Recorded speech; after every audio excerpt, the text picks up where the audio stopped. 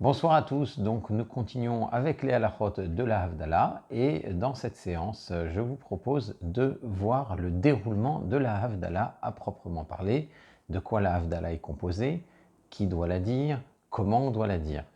Alors ce qu'on a l'habitude de réciter avant la Havdalah, ce sont des passages de brachot, des passages de bénédiction de la Torah, donc notamment le passage de Veiten Lecha qui commence avec le passouk justement de Veiten Lecha qui est la bénédiction de Yitzhak à Yaakov, et bien sûr qui est suivi d'autres psukim, d'autres endroits de la Torah, de brachot de Yaakov à Yosef, etc.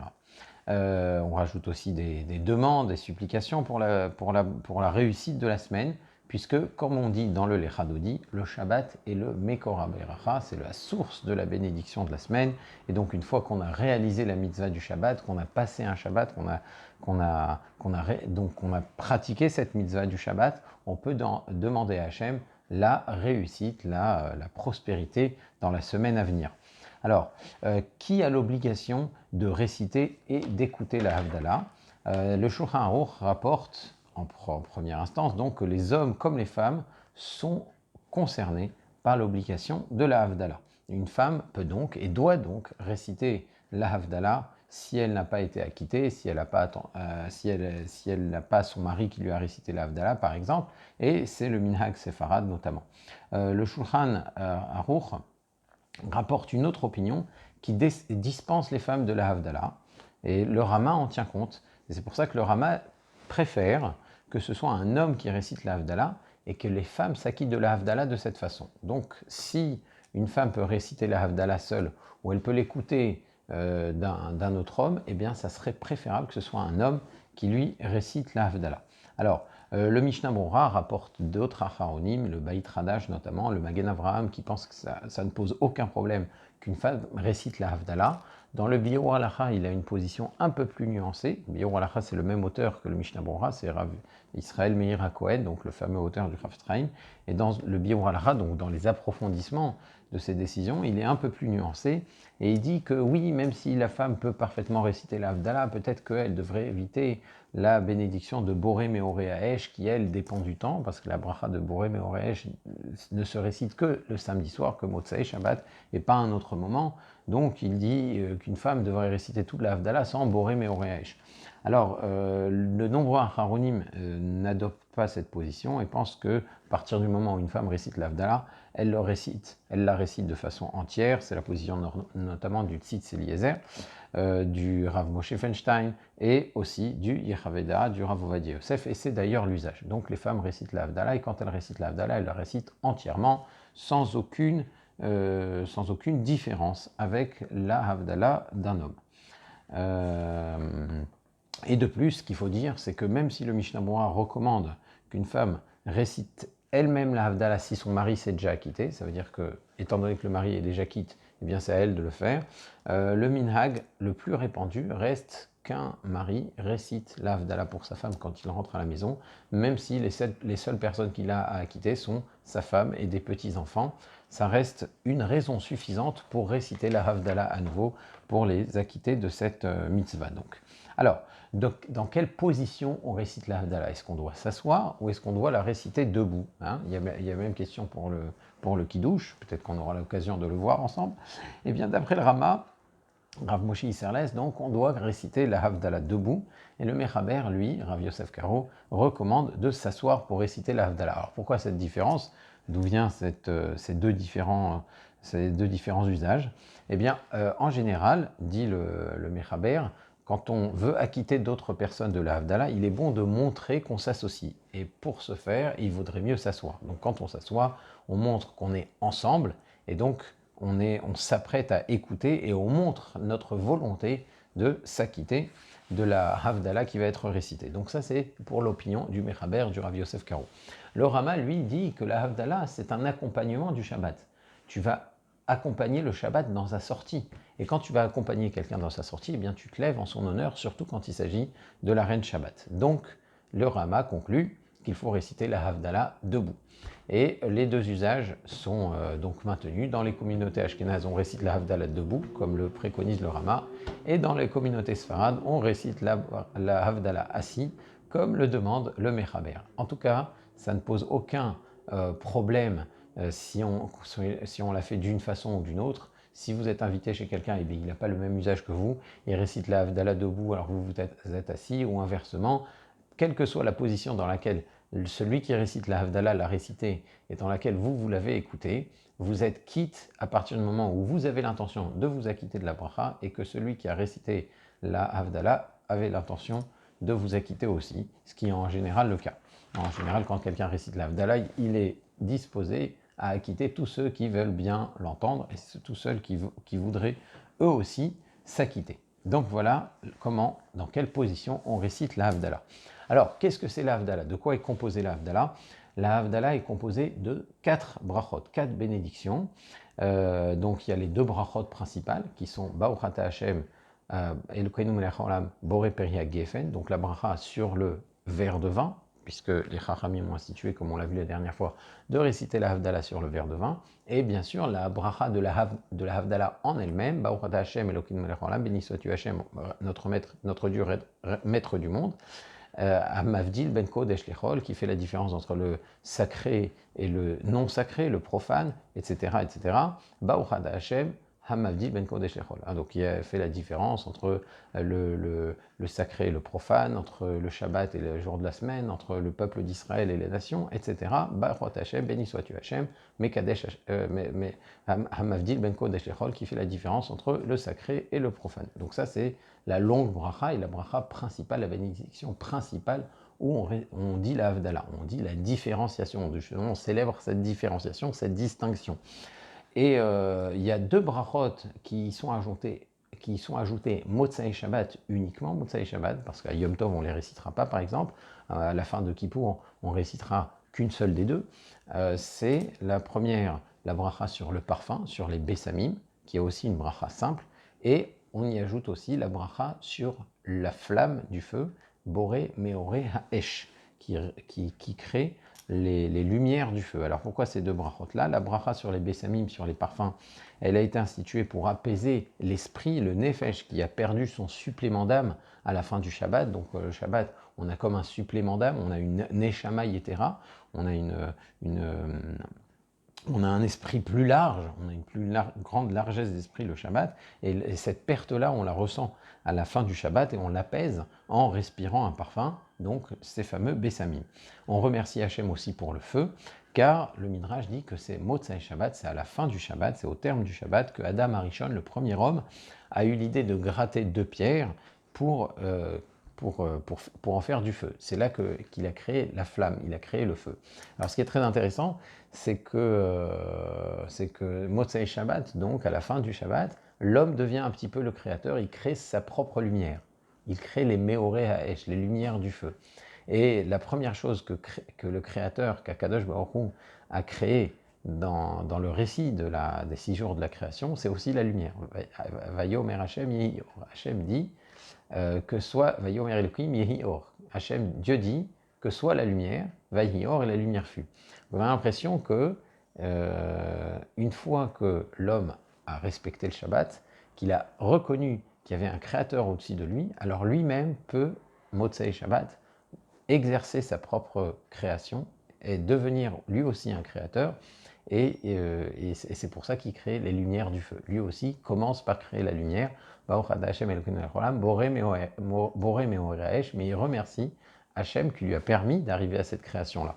Donc voilà pour l'interprétation de Boré Meoresh. On pourrait développer encore l'idée, mais encore une fois, ce genre de format ne s'y prête pas. Donc, encore une fois, 4 brachot. On peut remarquer qu'il y a 3 brachot, 3 bénédictions qui sont courtes. Boré Peria Geffen, c'est une bracha courte. Boré Mine Bessamim ou Hatse Bessamim, c'est une bracha courte.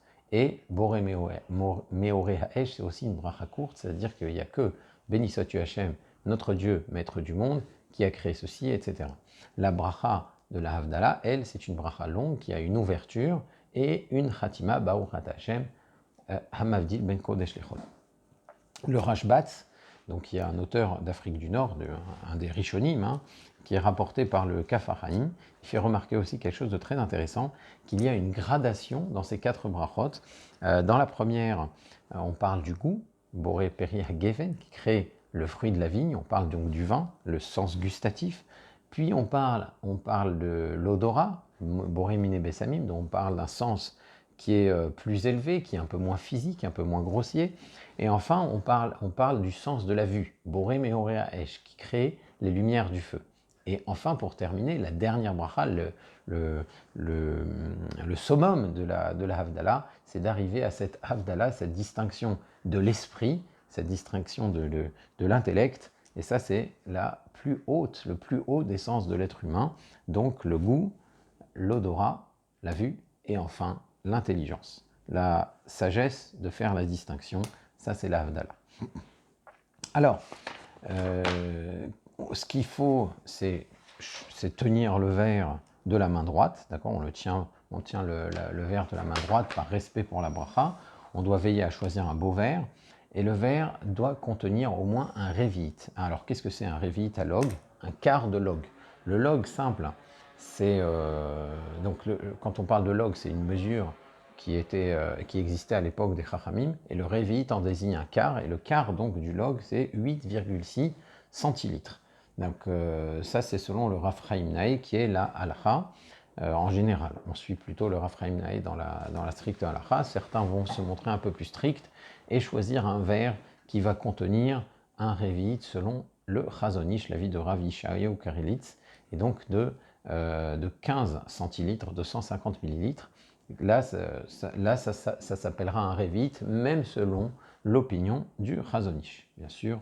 Alors, est-ce qu'on est obligé de le boire entièrement? Selon la stricte halakha, on n'est pas obligé de boire entièrement un révite. On peut se contenter de boire ce qu'on appelle un melolugmav, une pleine joue. Une fois qu'on a bu une pleine joue, on est quitte. On n'est pas obligé non plus de terminer le verre. Rovkos, terminer le verre, ça c'est surtout pour les verres du Seder de Pessah. Peut-être qu'on aura l'occasion d'en parler dans un prochain cours. En tout cas, ce qu'il faut, c'est prendre une pleine joue du breuvage, du vin donc, et à ce moment-là, on est acquitté. Donc une fois qu'on a bien entendu terminé les 4 brachot, c'est à ce moment-là qu'on boit. On ne boit pas avant d'avoir terminé les 4 brachot. Et ce qu'il faut comprendre aussi, c'est que la fin de la Havdalah, on ne peut parler d'autre chose et passer à une autre activité qu'une fois que le mavdil, que celui qui récite la Havdalah, a terminé de boire son révite. Une fois qu'il a bu un révite, ça y est, on peut parler d'autre chose, on peut aller à droite, à gauche, mais tant qu'il n'a pas bu, on ne peut pas dire ça y est, il a dit à Mavdil Ben Kodesh, je peux m'en aller et parler. Donc ça, il faut faire très attention à bien attendre la fin de la Havdalah, donc quand le Mavdil, quand la personne qui récite la Havdalah, a terminé de boire son Melolugmav. Bien sûr, c'est préférable de boire un peu plus que le Melolugmav pour celui qui dit la Havdalah, parce qu'en prenant un révite, en prenant un peu plus donc que le Melolugmav, la personne qui dit la Havdalah s'oblige à réciter ce qu'on appelle la bracha. On a à dire à la Geffen Valpera Geffen, à dire la bracha qui suit la consommation d'une boisson. Donc tant qu'on n'a pas bu un révite, cette quantité de révite, il n'y a pas de bracha il n'y a pas de bracha post-consommation. Et donc, pour faire la mitzvah de la meilleure façon possible, autant boire un révite entier, et à ce moment-là, on dira Baruch Hashem, à la Geffen Valpera Geffen, après la Havdalah, ce qui permet de rajouter une bénédiction. C'est toujours une bénédiction de gagner. Alors, sur quelle boisson on doit réciter la Havdalah? Eh bien, l'idéal, ça serait bien sûr de réciter la bracha sur du vin. C'est la boisson qui réjouit. Veyain yesamach levavenosh. La Gemara dans Masechet Shavuot, elle dit que c'est un grand mérite de s'efforcer de dire la Havdalah sur du vin particulièrement. On peut maintenant, si on n'a pas de vin, ou d'après certains avis, même si simplement on préfère une autre boisson, on pourrait réciter la Havdalah sur une boisson dite Khamar Bedina. Qu'est-ce que c'est Khamar Bedina? Khamar Bedina, c'est une boisson locale. Par exemple, le cidre, la bière, etc. Tout ça, ce sont des boissons locales et qui peuvent faire office, qui peuvent suffire pour pouvoir réciter la Havdalah.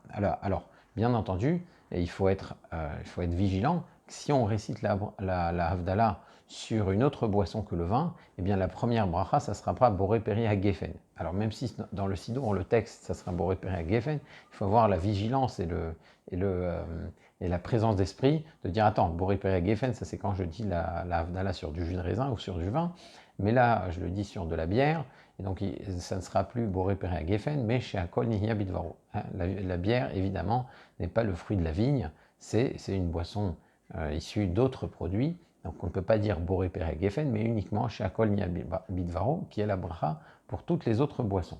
Alors, est-ce que toutes les autres boissons sont valables pour la Havdalah? Alors, de l'eau, du lait, c'est sûr que ce n'est pas valable pour la Havdalah. Hein. Il est impossible de réciter la Havdalah sur de l'eau ou sur du lait qui sont des brachot qui sont des boissons beaucoup trop simples. Maintenant, les boissons qui ne sont pas alcoolisées, mais qui ne sont pas de l'eau non plus, qui sont quand même un peu plus élaborées. Alors, est-ce qu'elles peuvent faire office de boissons de base pour la Havdalah? Eh bien, certains considèrent que seuls les alcools peuvent rentrer dans cette catégorie de Khamar Medina. En fait, c'est quoi Khamar Medina, pardon. Khamar Medina, c'est une boisson avec laquelle on va honorer des invités, accueillir des gens. On va s'asseoir autour d'une table pour consommer cette boisson-là. Donc, d'autres alcools, oui, peuvent servir à accueillir des invités, mais des boissons non alcoolisées sont trop simples selon ces avis-là. Donc, on ne devrait prendre que des boissons alcoolisées. Certains disent que un thé ou un café, ça peut servir à inviter des gens. Vous pouvez inviter des gens autour d'un café, vous pouvez inviter des gens autour d'un thé, et donc on pourrait, si on n'a pas d'autre solution, réciter la Havdalah sur du thé ou du café. C'est l'opinion notamment du Tzitz Eliezer, du Shmirat Shabbat Kilcheta, du Rav Shlomo Zalman Auerbach. Et il y a certains décisionnaires, certains poskim, notamment le Rav Mordechai Eliyahu, qui ont même autorisé d'utiliser pour la Havdalah des boissons sucrées comme le coca et la limonade. Alors évidemment, ça c'est vraiment le dernier recours si on n'a rien d'autre. D'accord. Étant donné qu'il y a beaucoup de poskim qui pensent que ça n'est pas valable, on devrait éviter à tout prix de servir ce genre de boisson pour la Havdalah. Il y a un Dayan qui m'a dit, c'est Rav Serouya, pour ne pas le citer, ici Zacher Letov, qui, quand je lui ai posé la question, m'a répondu que pour les boissons non alcoolisées telles que le thé et le café, ça devrait dépendre de l'endroit où on se trouve, du pays où on se trouve. Par exemple, un café en France, eh bien, ça peut être considéré comme un Khamar Benina. On rentre dans un café. Non, le café, on peut dire, c'est la boisson nationale un petit peu en France. Donc, on pourrait se servir du café pour dire la Havdalah. Il faudrait choisir au moins un café un petit peu respectable et pas du simple café lyophilisé. Et en Grande-Bretagne, la boisson nationale, ça serait un thé avec un nuage de lait. Alors ça, c'est la boisson nationale. Alors, en plus d'être une boisson pour laquelle on peut recevoir des amis, eh bien c'est aussi la boisson dite Khamar Medina, qui est la boisson du pays. Donc pour les boissons non alcoolisées, ça serait bien que ce soit en plus d'être une boisson respectable, une boisson qu'on inviterait, qu'on partagerait avec des invités. Donc, étant donné que c'est quand même l'objet d'une marloquette, on devrait choisir en priorité le vin, le jus de raisin. Si on n'a pas ça, eh bien l'alcool, et pas seulement si on préfère, mais choisir toujours le vin en première instance. Si on n'a pas cela, de l'alcool, et si on n'a pas d'alcool, alors au moins des mélanges, au moins des boissons qui ont un caractère un petit peu national, comme on dit le café en France maximum, ou du thé au lait en Angleterre. Alors des alcools forts, comme on a dit, il faut que celui qui récite l'Havdalah boive un mélo lugmav d'un seul coup, il boive une pleine joue d'un seul coup. Alors les alcools forts comme le whisky ou la boucha ou la vodka, c'est un peu difficile à consommer d'un seul coup. Hein. Donc c'est seulement quelqu'un qui se sent capable d'en consommer un mélo lugmav d'un seul coup qui pourrait réciter l'Havdalah sur ce genre d'alcool. À ce moment-là, dans ce genre de situation, moi je conseillerais plutôt de faire des mélanges, par exemple un whisky-coca. Là, ça passe bien. En plus, vous avez des avis qui permettent le coca, mais là, quand c'est du coca alcoolisé au whisky, là, ça marche aussi. Voilà, donc on a vu de quoi est composée la Havdalah, on a vu qui doit la réciter, dans quelle position, et on a vu aussi de quoi devait être rempli le kos de la Havdalah, avec quelle boisson on pouvait réciter la Havdalah. Si vous avez des questions encore sur le sujet, n'hésitez pas à les poser sur le fil de la discussion. Dans une prochaine vidéo, on verra quelques us et coutumes de la Havdalah et on terminera ainsi cette série. Au revoir.